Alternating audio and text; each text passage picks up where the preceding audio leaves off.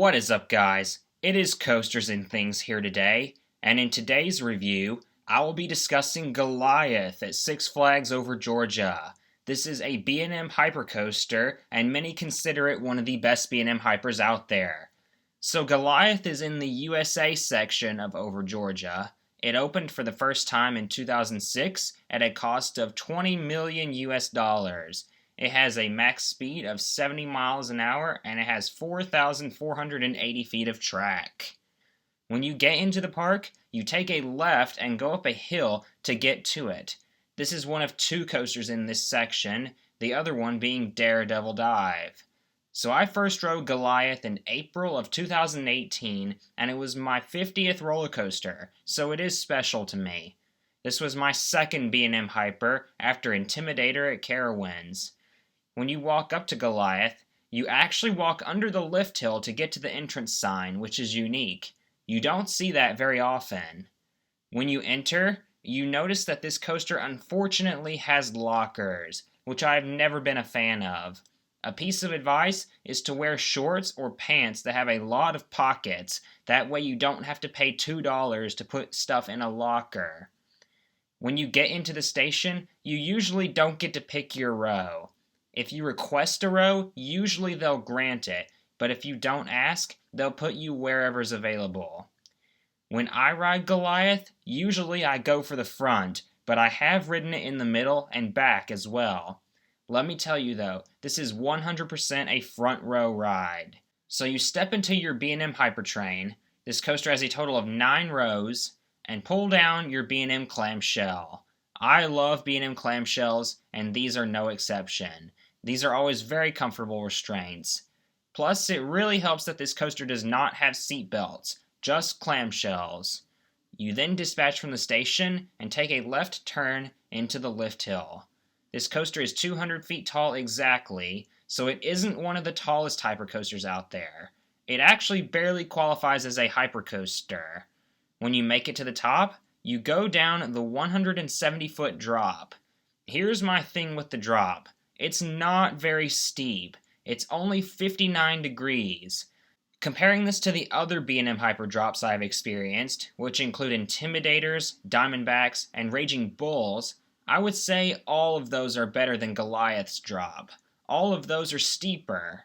Now obviously the drop can't be real big or steep because it has to clear Georgia Scorcher and the highway, so I do understand, although the first drop is honestly my least favorite part of the ride. I mean, even if you look at it off-ride, it doesn't appear very big or steep at all.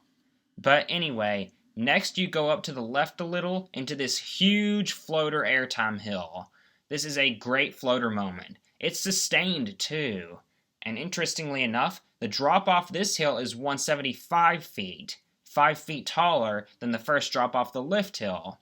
I like this drop more than the actual drop. You come down, bank left, and go up into the next airtime hill. Just like the previous one, you get awesome floater on this hill. Goliath's floater airtime in general is very good and very well sustained. Next you go down, and up into the most intense part of the ride, the 540-degree downward helix. This is like the ultimate helix on a hypercoaster. You feel the G-force here. You can gray out on this helix. I've grayed out on it before. So yeah, the helix is easily the most intense moment on this coaster. Following that, you hit a trim, which if you're in the front, you can definitely feel it. That really is the only downside with the front, is that you can feel the trim kick in. But fortunately, this is the only trim on the ride, and there's no mid-course brake run, so you regain speed again. Therefore, I am not upset with the trim being there. You go up into a smaller floater hill, down again, up into a right-hand overbanked curve, and into 3 airtime hills in a row. I love these 3 hills. All give amazing sustained floater, and what's great is each one seems to be better than the previous one. These 3 hills are my favorite parts of Goliath. After the 3 hills in a row, you hit a small turn to the left and end with an ejector hill.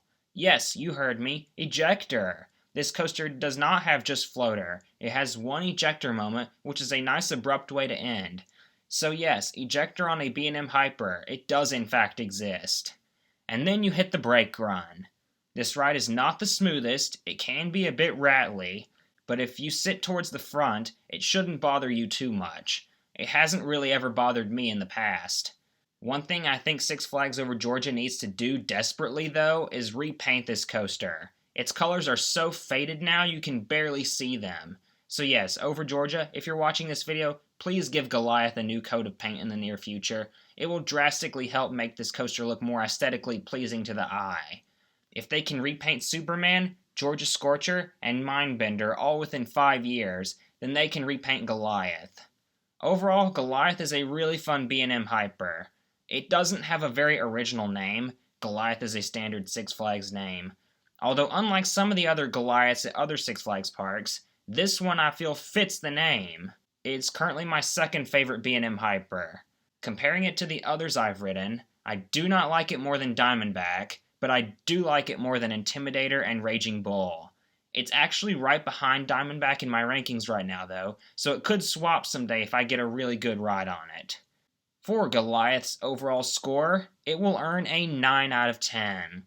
Goliath is a really good B&M Hyper. It's my second favorite coaster at Over Georgia. I would say this is in the upper half for the B&M Hypers in America, probably between 3rd best and 5th best. If you haven't ridden Goliath before, I think you are going to really like this coaster. Six Flags Over Georgia has a really good top 2 coasters going for them, with this and Twisted Cyclone. Twisted Cyclone being ejector airtime based, and this one being floater airtime based. I highly recommend you guys go check out Goliath at Six Flags Over Georgia. Thank you guys so much for watching. Please like, comment, and subscribe, and this is Coasters and Things signing out.